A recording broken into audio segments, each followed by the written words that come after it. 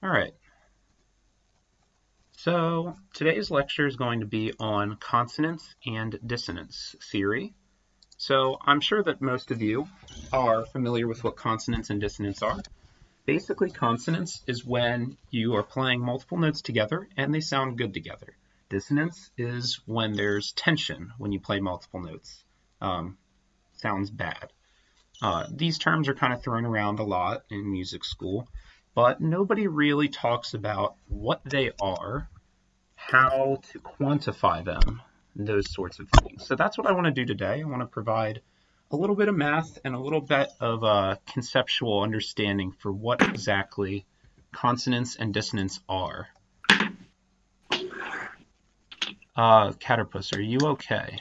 Are you in the stream? Just kind of click on my name and like view. Okay, cool. All right, so there are a couple theories for what consonants are, and the earliest theory for consonants, at least Western consonants, because consonance does vary by culture. Some cultures consider different intervals to be consonant or dissonant.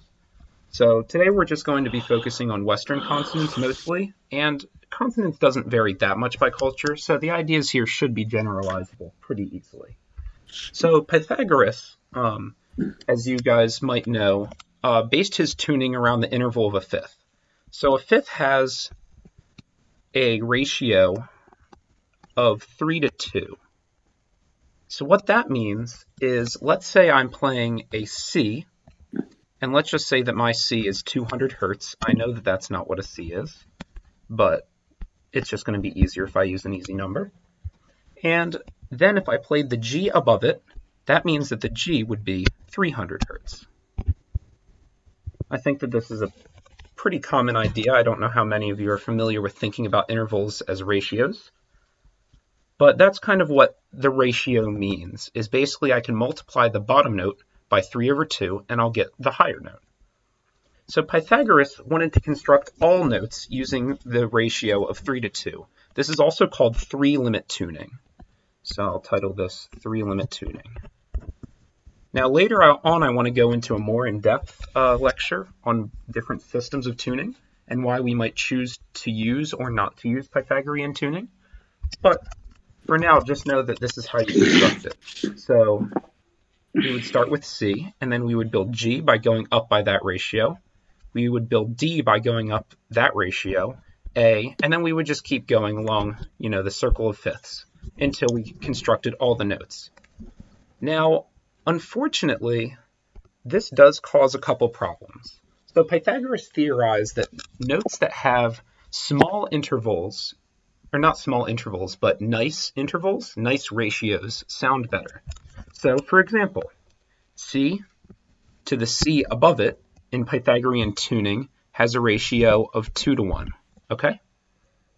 2 to 1 is a really great fraction, and octaves do sound really great, so that makes sense. As we already said, if we have C to the G above it, that ratio would be 3 to 2.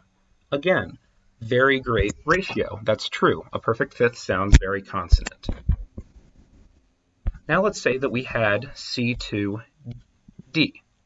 This would have a ratio under Pythagorean tuning of 9 to 8. A little bit bigger numbers, and the major second has really bad consonants. It's a very dissonant interval, generally speaking. Now, where things start to become a problem is the more fifths you move away from C. In Pythagorean tuning, the interval of a major third, C to E, has the ratio 27/16. Now, I don't know about you, but the ratio 27 to 16 is a pretty big number. No, sorry, that's not C to E. That's C to F. My bad. A perfect fourth. Now, I don't know about you, but 27/16 looks like a pretty bad ratio. Shut up. The issue is the perfect fourth really isn't dissonant. Now, I know blah, blah, blah. There's some, Baroque counterpoint rules about don't use the fourths or stuff like that. But generally speaking, the perfect fourth is a pretty consonant interval. So you can see the Pythagorean tuning sort of breaks down under this simple mindset of smaller numbers equals better. Is everybody muted? Sarcasm, I think you're breathing in your mic. If you breathe into your mic again, you will be banned forever. Okay. So modern tuning, I shouldn't say modern, but tuning in early classical music is 5-limit tuning, not 3-limit tuning. So in addition to construction with the fifth, we also use construction with the major third. And the major third is defined to have the ratio 5:4. So the reason we call this 5-limit tuning is now all of our ratios can have 5s in them. Previously, it could only have 2s, 3s, and multiples of 2 and 3. And in general, you can have any limit, with the limit being some prime number. But just intonation uses 5-limit tuning. So if under 5-limit tuning, what we can actually do is a lot of really great things. So let's take, the ratio of a, let's just compare the major third for a second. So the major third under Pythagorean tuning did not have the ratio of 5:4. It had, let me get a calculator real quick because this is going to be a nasty number, but think about stacking fifths. How many fifths would we have to stack? We would need to stack C to G, 1, D, 2, A, 3, E, 4.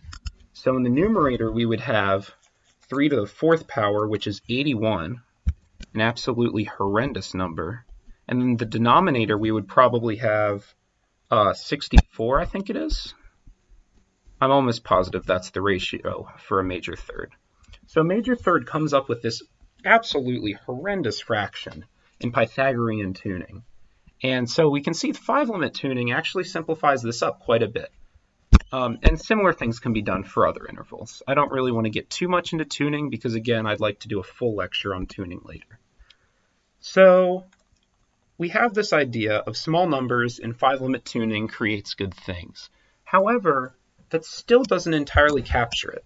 Let's say that we had this perfect fifth, which is 3 to 2.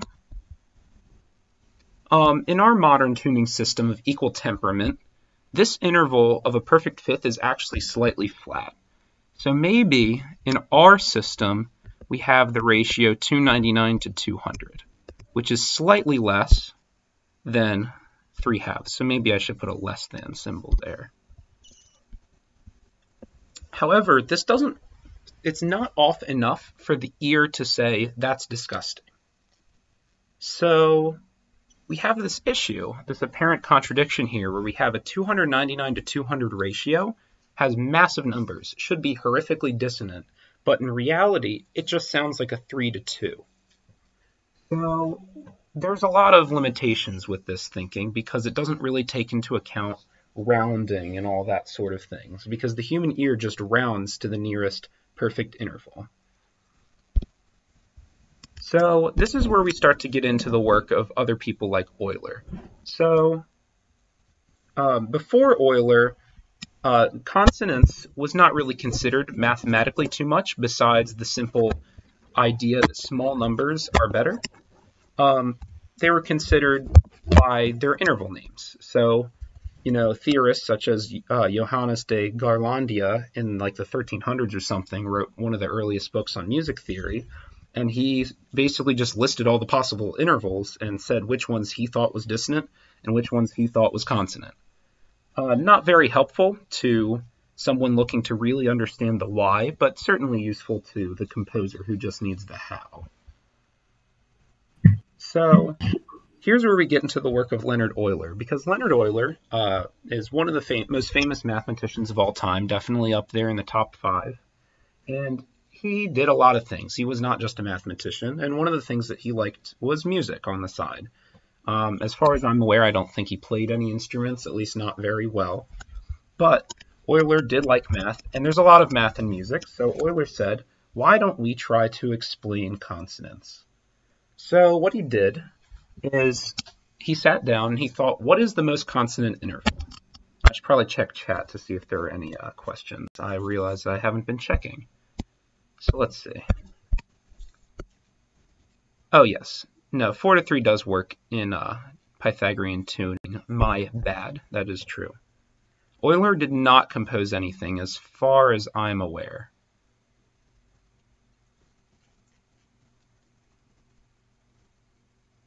Is math mastery a must for composing? Absolutely not. I think that math mastery can make you more informed in your composing and make you more aware of a lot of things like tuning and timbre, but you don't need to. No, I'm not saying boiler with a B. It's Euler. I'll write his name on screen for you. It's spelled like Euler, but it's pronounced Euler, like this. So the fractions represent the ratios. So again, I'll give the example. If we have, let's say we have A at 440 hertz. And then we have the E above it. In just intonation, or in Pythagorean tuning, we would have 660 hertz. This means that the perfect fifth has a ratio of 3:2. So some people write ratios like this. I'm just going to do fractions because I think the colon thing is kind of stupid. Just my opinion. Yeah, so basically, if, let's say we had a couple octaves down, maybe A was 220 hertz. Lower down, then E would be 330. So intervals are not just a gap of like, oh, all perfect fifths are 50 hertz apart. That's not true. Intervals are a ratio between the hertz. So I'll clear my screen. Any more questions? Let me join chat again. Why do people write it as a fraction if ratio is the correct form? Well, if you notice, you get rid of the F, C, and N, the word fraction turns into ratio. So they are the same thing. Now 3 divided by 2 and 3:2 all represent the same thing. Could you do a microtonal tuner for the tuning lecture? Do you guys know of any that I can find online to pull up and play for you guys?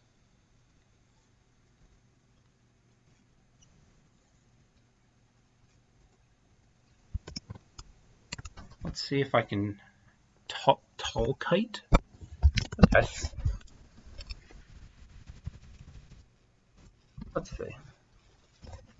I'm going to have to end the stream and rejoin it so that you guys can hear my computer. Oh goodness, is this going to be a download? I don't know if I can download this right now.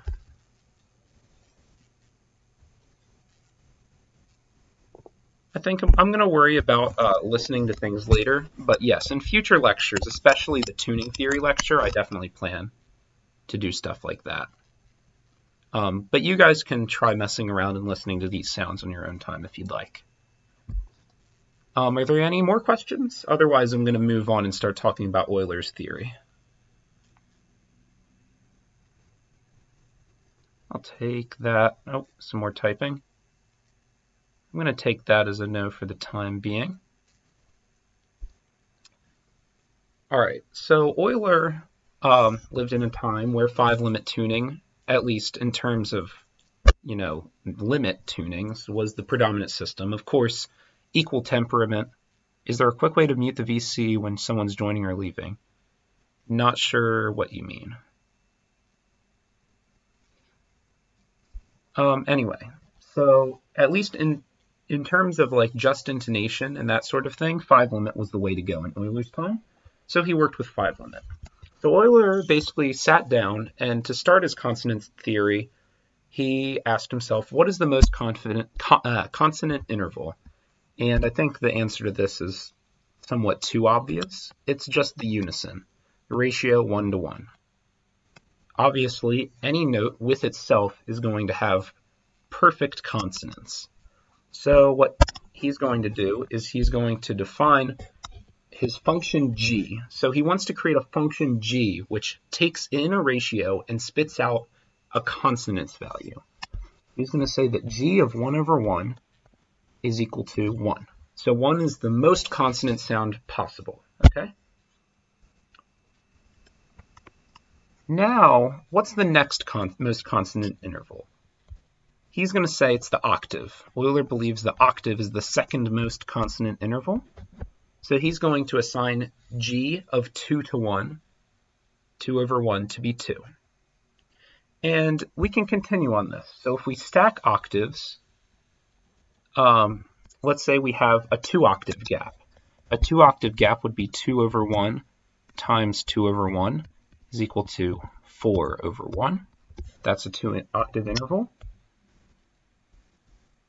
And he's going to call this 3. And we can continue on and on and on, stacking fractions and just giving them extra values, extra numbers like this. So at this point, we have to make, 2 to 1 basically means if I have A is 440 hertz, the A above it is 880 hertz. It's double the hertz.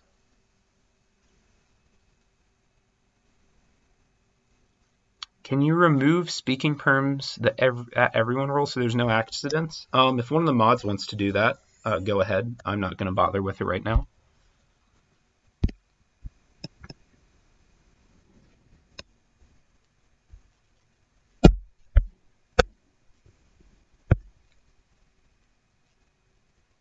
Okay.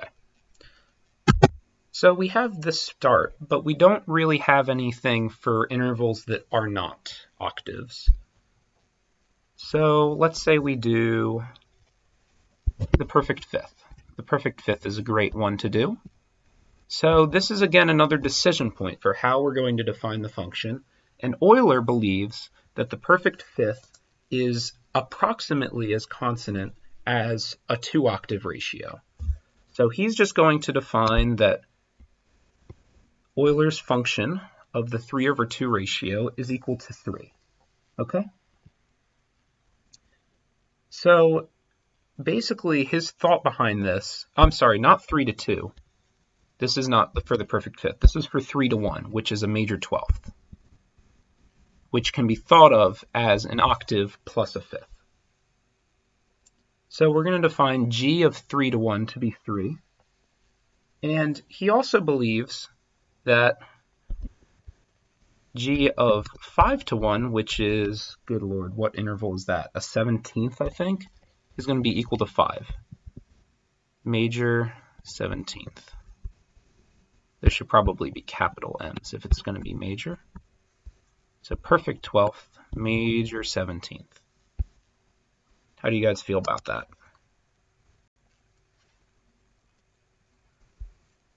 So those are kind of the starting assumptions with our system. Every time we add an octave, we're going to add 1 to the consonance value. And we're going to start with the idea that the perfect 12th has consonance 3 and the major 17th has consonance 5. So let's construct some new intervals. Is there a page clear? Yes, there is. Beautiful.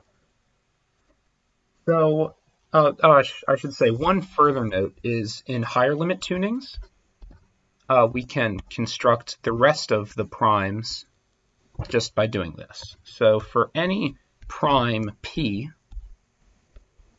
we have that g of the prime p over 1 is going to just be the prime p. Okay. So let's construct some other intervals, and maybe you'll see some of the reasoning for Euler's function, which is a little complicated to fully state. So let's start with the interval 10 to 1, okay? 10 to 1, I want to use fractions. 10 to 1 is not a prime. 10 is not a prime number. Yes, a 12th and a 15th have the same level of consonance. In Euler's mind, they both have consonance 3. No, 15th was not assigned 5. 15th is a 2-octave interval, which means it's assigned 3. Whatever a 4-octave interval is assigned 5. Basically, number of octaves plus 1 is how consonant Euler thinks it is. And I guess that makes sense. I mean, the wider you play your octaves on the piano, the less like harmonious and joyous it sounds, you know? No, a higher number is less consonant. It's like golf. You want to have a lower number. That's why the unison is the only interval that has consonance 1, because it is the perfect resonant whatever nonsense. So let's do 12 to 1. So we construct the 12 to 1 ratio by multiplying together an octave and a 5 to 1 ratio, which again is, what is it, a 17th or whatever, 2 octaves plus a major third. We want this to have the same softness as the interval 5 to 2, because we construct this in a very similar way. We start with the major fifth, and then we divide by an octave. In other words, we go an octave down, if that makes sense. So we start with this, not major fifth, major 17th or whatever, and then we go halfway, 1 octave down, which is the same as dividing by 2 over 1. So we want these to have the same value of softness, since we construct them in a very similar way. So what we're going to do is we're going to take the least common multiple of the notes in our ratio before we plug in. So for those of you who haven't been in math class for a while, the least common multiple is basically like this. We have the least common multiple of, in this case, 5 and 2, maybe.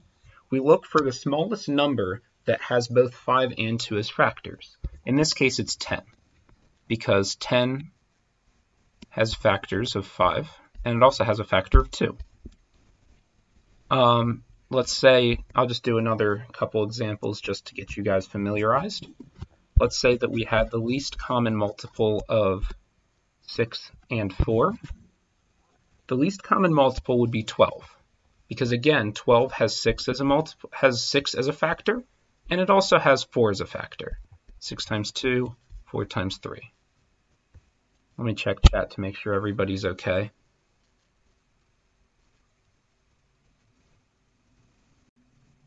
No, there's actually a lot of uses in number theory and abstract algebra for the least common multiple stuff, mostly number theory, but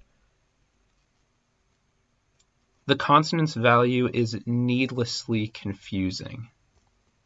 Why do we want that? I need to scroll back a little bit.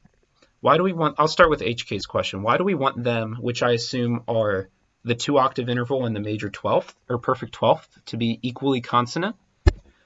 There's no real reason. It's just Euler believes that they sound equally consonant, and I think that if you listen to them both, they do sound similar. It's just a starting assumption. It's by no means perfect. Oh, 10 to 1 and 5 to 2. We want them to be consonant because we construct them with the same intervals.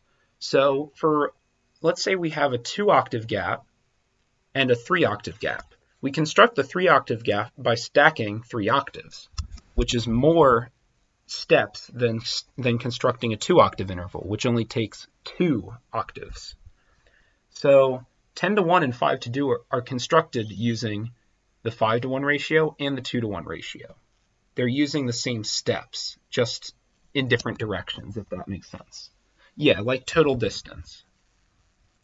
Let's see, Caterpus had a question. The consonance value is needlessly confusing. I am confused. Can you clarify, Caterpus? To not use the negatives in labeling the consonants? I think it's helpful to have a starting point where one ratio is the most consonant, because the unison really is the most consonant interval. You cannot get more consonant than a unison. There's literally 0 dissonance there. Why is it going down as the number grows bigger? Golf. Yeah, the idea is that we can have a well-ordered set for our consonances. So each consonance is being given an integer value.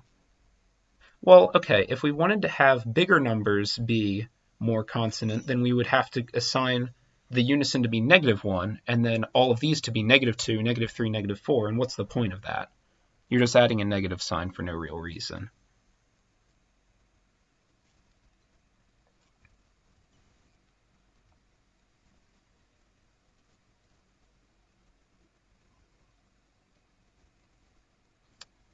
Okay, so is everybody cool with what the least common multiple is? I know it's probably been a hot second since math, but so what we're going to do is we're going to take the least common multiple of our intervals. So the least common multiple of 10 and 1 is equal to the least common multiple of 5 and 2, because they both are 10. And so now what we're going to do is we're going to make a little bit of a compromise here.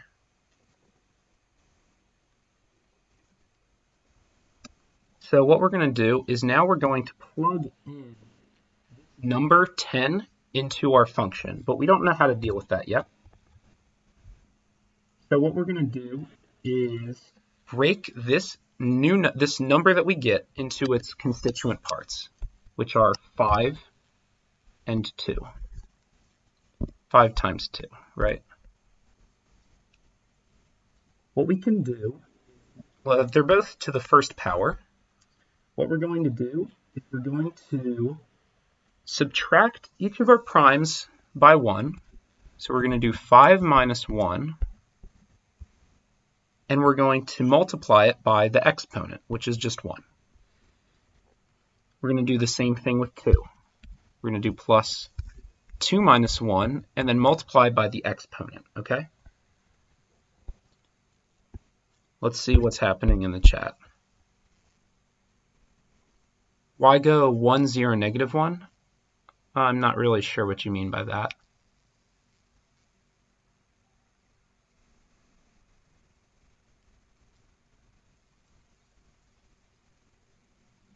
What we're doing SIY is trying to assign a consonance value for the interval 10 to 1 or 5 to 2, which is the same thing. So Euler's construction here does seem a little arbitrary, and to be honest with you, it sort of is. But what's important is that it does actually accurately describe a lot of things. So once I'm done explaining the process that you do, I can explain its point. So if you actually calculate this, you get 4 plus 1 is equal to 5. So the interval of 5 to 2 has a consonance value of 5. So let's do another one just for the sake of it. I think maybe it'll be helpful to do multiple. Let's do the ratio 5 to 4. So 5 and 4, and if you remember, this is a major third. So the interval for 5 to 4, we need to take the least common multiple of these guys, and as you can see, it's 20. So now we can plug in g of 20, which is going to be 20 breaks down into 5 to the first power and 2 to the second power. This is like factorization, if you remember that from your grade school math. So now what we're going to do is 1 times 5 minus 1 plus 2, because we have this exponent here, times 2 minus 1. And then if we calculate this, we ultimately get 4 plus 2 is equal to 6. So 6 is the consonance for the major third, according to Euler. Any questions on that?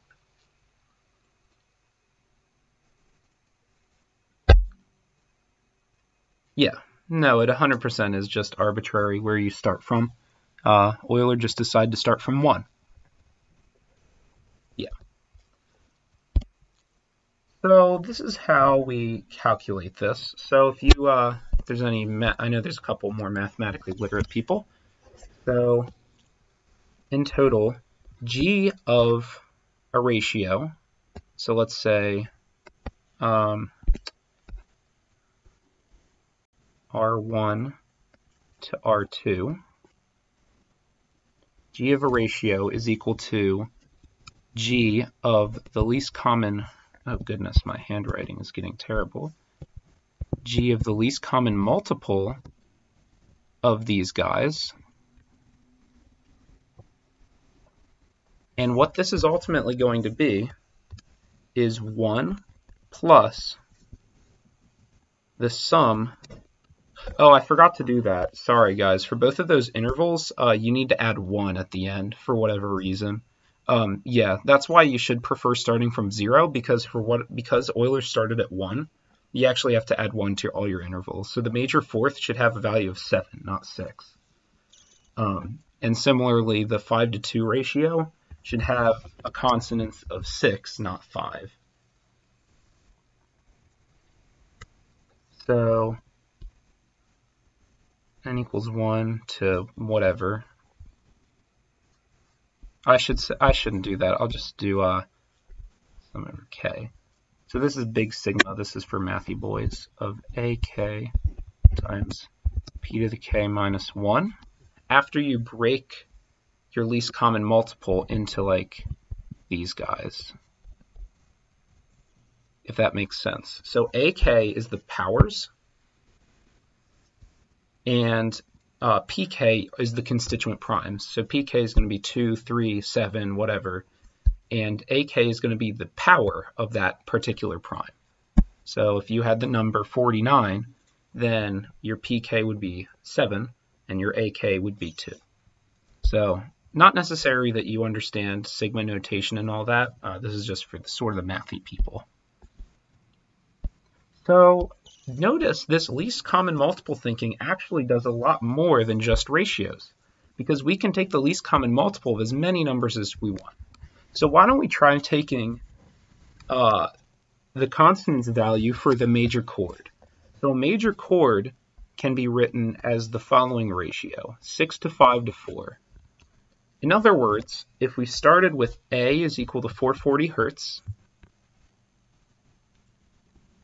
then C sharp is going to have to be 550 hertz, and E would be 660 hertz. So this is the just intonation tuning for the major chord. I mean, it's common enough. I mean, that's at least what I see in my experience with number theory as far as P sub k and A sub k. I mean, P stands for prime.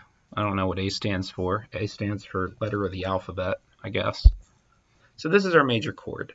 So what if we take the least common multiple of all of these guys? 6, 5, and 4. And we can see that this would actually, does anybody want to give me a number? Okay, too late. It's 60. So the least common multiple for the major chord is going to be 60.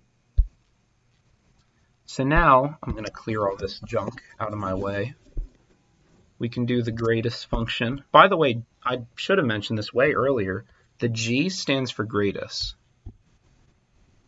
I have no idea why Euler decided to call the consonance function the Gradus function. Yeah, that's literally what it is. I have literally zero idea why Euler called it the Gradus function, but it's called Euler's Gradus function. Maybe there's some connection with the word grade and like function, I don't know. Maybe it's Gradus, I don't know. In any case, that's what it's called, if you ever needed to know that. So G of 60, let's break that down again, is equal to 5 to the 1. So 60, I should say, I shall put that down there, is 5 to the 1 times 3 to the 1 times 2 to the 2. So we have 5 minus 1 plus 3 minus 1 plus 2 times 2 minus 1, and then plus 1, because we just have to do a plus 1 at the end. Thanks, Euler, for starting at 1. And so ultimately we get 4 plus 2 plus 2 plus 1 is equal to 9. Oops, I clicked off of it. 9. So 9 is actually not that bad, all things considered. Comparing it to some of our other intervals, you remember the major third had consonants of 7. So this actually gives a decent theory for how consonant chords are in general, which is pretty cool. So just for one last example, let's look at a dissonant interval, I suppose. So maybe we can do a minor second. So there's a couple different ratios that you could use for a semitone, but right now we'll just do 16/15. So what's the least common multiple of these guys? Unfortunately, you just have to multiply them together. 16 times 15 is 240. That's pretty bad. Let's see what happens. G of 240 is equal to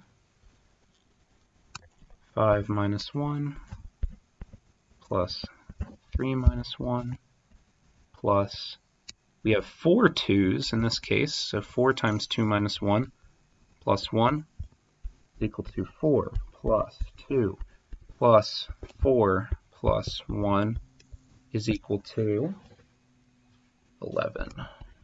So the minor second is more dissonant than a major triad, according to Euler. A braid of hair? Bruh. So, generally speaking, Euler's function pretty accurately describes things in nature. Again, it does not really account for that sort of thing I talked about earlier, where you're just slightly out of tune. You know, if we put in 299 over 200 into this function, we would get probably a really massive number. Yeah, 3 notes in general is going to be a lot worse than 2 notes. You'll notice that also in general, the more overtones are in your chord, like the more notes that are in the same overtone series in your chord is going to give you a smaller value for the Gradus function.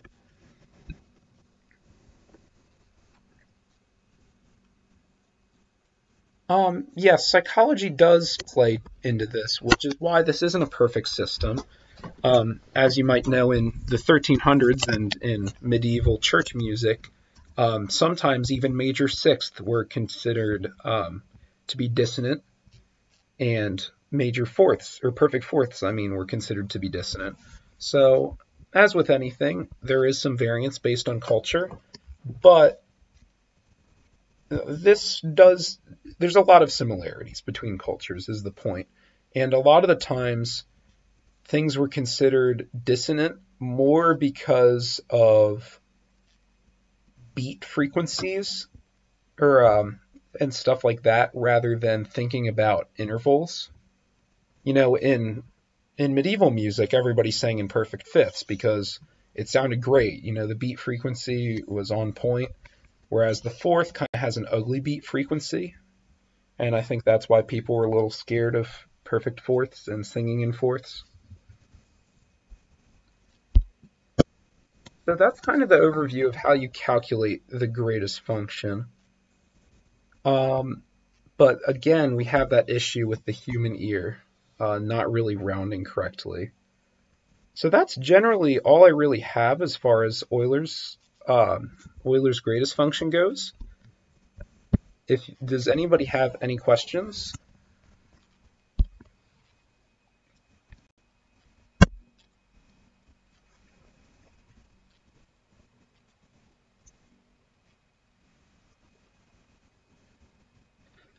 Yeah, Caterpus, what you say is true. Generally, your brain wants to round to the nearest good fraction, if that makes sense. So if you're, in equal temperament, the perfect fifth is a little bit flat, and your brain just kind of rounds it to 3/2. This isn't always how to calculate the output again. Yes, so after you take the least common multiple, least common multiple of all your dudes. So N1, N2, N3, etc.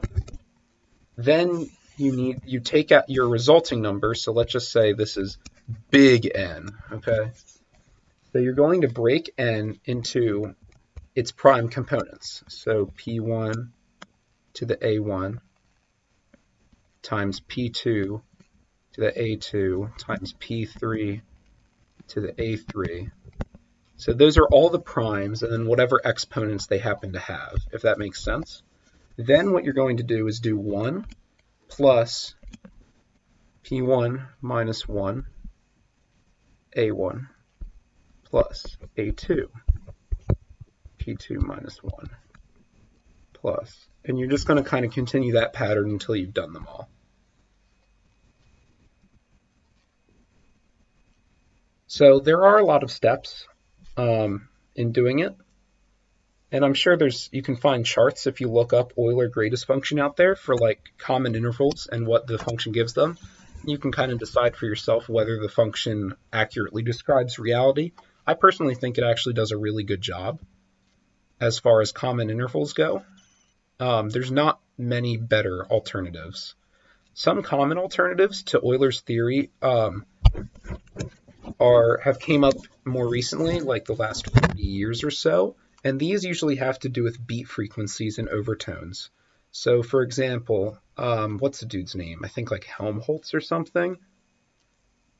What he looked at is, okay, let's say we have our one note A and our second note E.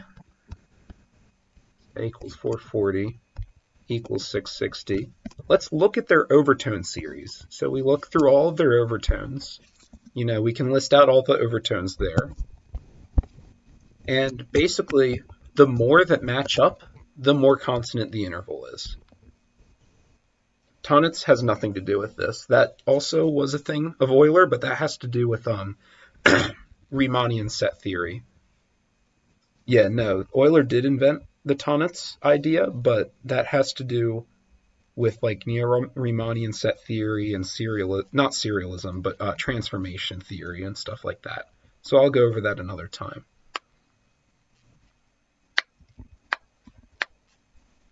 That's a really ugly formula, Dark Rifts. I'll take a look at that some other time.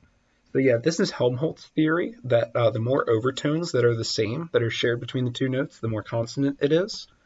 Another theory has to do with the beat frequency. So for those unfamiliar, if you subtract the hertz of two notes, you get a beat frequency. So 660 minus 440 gives us a beat of 220. It's kind of like an optical illusion a little bit for your ears, acoustic illusion, whatever you want to call it.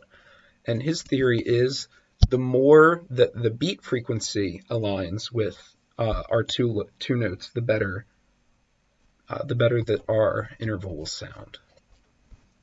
So those are some more modern ideas. There's not as much going for them besides just the concept. A couple people have worked on it. The person that invented 22 tet worked on this sort of stuff a lot. Applications to composition, not really sure. I mean, this is basically just trying to mathematically describe what you already learned in composition class about consonant intervals. Well, think about it like this. I mean, if you play something that's 4 octaves apart, it's going to sound a lot worse than, 1 octave. There's less resonance. It's not necessarily that it's dissonant, per se. It's just less full, less rich.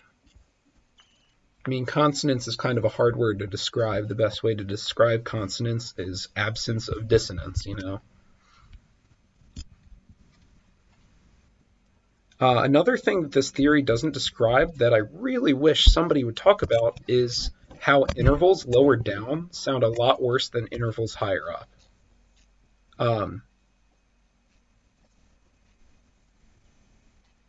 Like, for example, if I play a major third at the bottom of my piano compared to a major third at the top of the piano, the one at the bottom is going to sound like absolute garbage. And the interval up top is not going to sound as garbage, and Euler's theory doesn't really account for that.